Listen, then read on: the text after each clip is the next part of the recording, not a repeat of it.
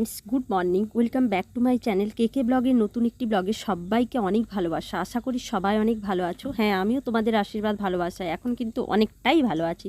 আর এখন কিন্তু good morning নয়, আমি বিকেল থেকে যেখানে ব্লগটা শেষ করেছিলাম তো সেখান থেকে ব্লগটা স্টার্ট করেছি। আর প্রথমে তোমরাকে কিছু ওই মায়াপুরেরই মন্দিরের সিনারি তোমরাকে শেয়ার করছি। আর এখন কিন্তু আমরা মায়াপুর মন্দিরেই দুজনে ওদের ব্যাগ আর মোবাইল জুতো এই সব জেগে নিয়ে দুজনে বসে আছি। ওরা ভেতরে ঢুকেছে, তো ওরা বেরিয়ে এলেই তারপরে আমরা একটু যেখানে রুম নেওয়া হয়েছে ওখানেই যাব, একটু ফ্রেশ হতে যাব। তারপরে ঘুরে এসে আবার এখানে সন্ধ্যা আরতি দেখব। তবে কি কিচ্ছু বলার নেই, আমার কপালে সন্ধ্যা আরতি নেই দেখা। ওরা দেখেছে, কিন্তু ওরাকে বলেছিলাম ভিডিও করতে, কিন্তু হয়তো মনে নেই। যাই হোক, বাদ দাও।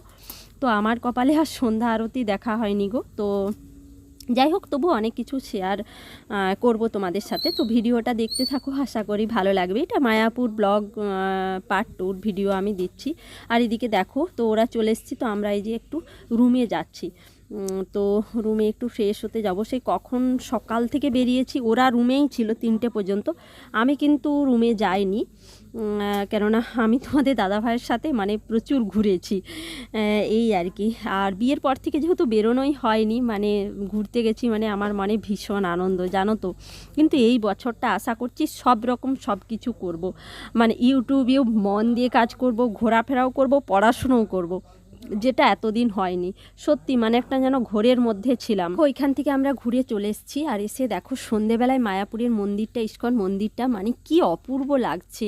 আর এখানে পুরো গাছে গাছে কিন্তু ওই লাইটিং করা আছে, দারুণ দেখাচ্ছে। আর তোমাদের দাদাভাই আমাকে বলছে চলো সন্ধ্যা আরতি দেখাবো, রাধাকৃষ্ণের যে সন্ধ্যা আরতিটা হয়, কিন্তু ওটাই আমি দেখতে পেলাম না। তো উল্টে ওই যে কীর্তন হয় যেগুলো, তো ওইগুলোই দেখে ফিরে আসতে হলো আর কি, কিছু করার নেই। আর আমি জানি আমি আরতি দেখতে যাচ্ছি, পরে বলছে তোমাদের দাদাভাই বলছে আরতি শেষ হয়ে গেছে। তোমাদের দাদাভাইকে তো ওইখানে যা দেওয়ার দিয়েছি। তো এইখানে দেখো এই যে যাচ্ছি। তো বন্ধুরা, আমরা টিকিট করেছিলাম মহাকুম্ভ মেলা যাব বলে, কিন্তু মহাকুম্ভ মেলার যে পরিস্থিতি শুনলাম, টিকিট তো ক্যান্সেল করে দিয়েছি। আমাদের 24 তারিখ যাওয়ার কথা ছিল। আর এমনিতেই আমি রোগা পেটকা মানুষ, কোথায় কে পদপিষ্ট করে মেরে দেবে তার ঠিক নাই, তো ওই জন্যই আমি যাইনি। কিন্তু অন্য কোথাও একটা যাব, প্রোগ্রাম আছে সামনেই। একটু শীতটা একদমই কমে যাক, কেননা আমি এমনিতেই ওখান থেকে ঘুরে এসে ঠান্ডা লেগে গিয়েছিল। আবার ঠান্ডা লাগলে অনেক অসুবিধে। আমার এই হাতটা তোমরা জানো, ঘাড় হাত অনেক ব্যথা হয়েছিল, এখনও হাতটা ঠিক হয়নি। তো ওর জন্য একটু ঠান্ডাটা কমে গেলেই যাব। আর কোথায় যাব না যাব সবই তোমরা ভিডিওতে দেখতে পাবে। আর এদিকে লাইটিংগুলো কাছ থেকে না দেখলে বুঝতে পারবে না, খুবই ভালো লাগছে। কিন্তু তোমাদের দাদাভাই এত এসেছে, এগুলো সব জানে। আর এই দেখো, এখানে আমরা পৌঁছে গেছি। এখানে যে কীর্তন হচ্ছে, কীর্তনও কিন্তু খুব সুন্দর হয়। তোমরা কাছ থেকে দেখলে বুঝতে পারবে এখানে কীর্তন হচ্ছে।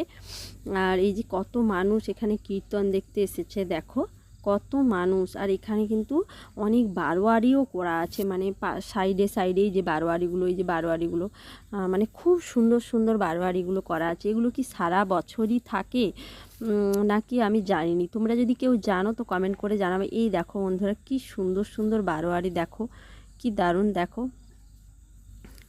দেখো বারোয়ারিগুলো। আর এই দেখো গাছে গাছে পুরো লাইটিং, গাছে খুব সুন্দর করা আছে। আর এই পাশে দেখো কীর্তনগুলো হচ্ছে, যে কীর্তনের মানুষগুলো নেচে ওরা যেভাবে একটা স্টাইলে নাচ করে সেভাবে নাচ করছে। আর এই দেখো বারোয়ারিগুলো, দেখো কি দারুণ।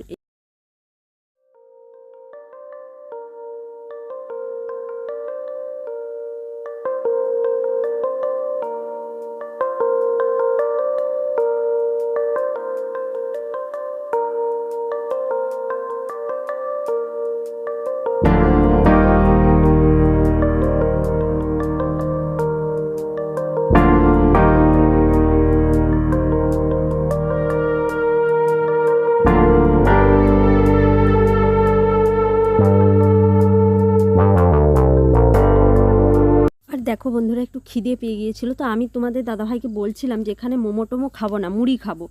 তো ও বলছিল না মোমো খাও। খুবই বাজে ছিল, বিশ্বাস করো।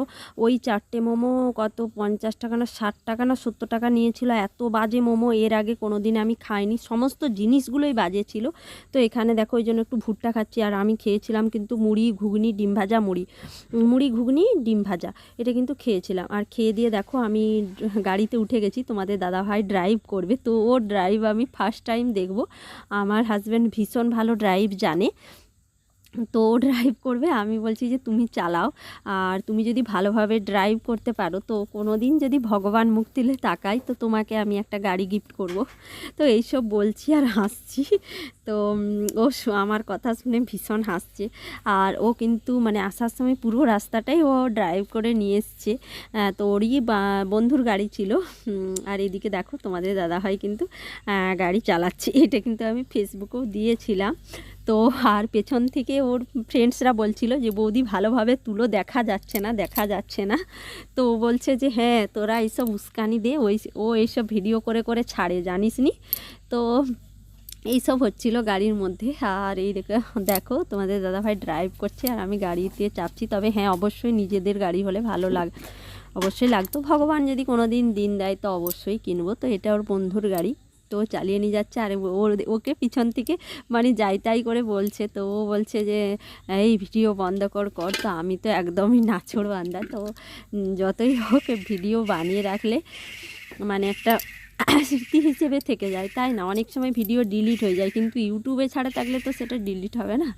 তো ওর জন্য আমি ইউটিউবে ভিডিও ছেড়েছি।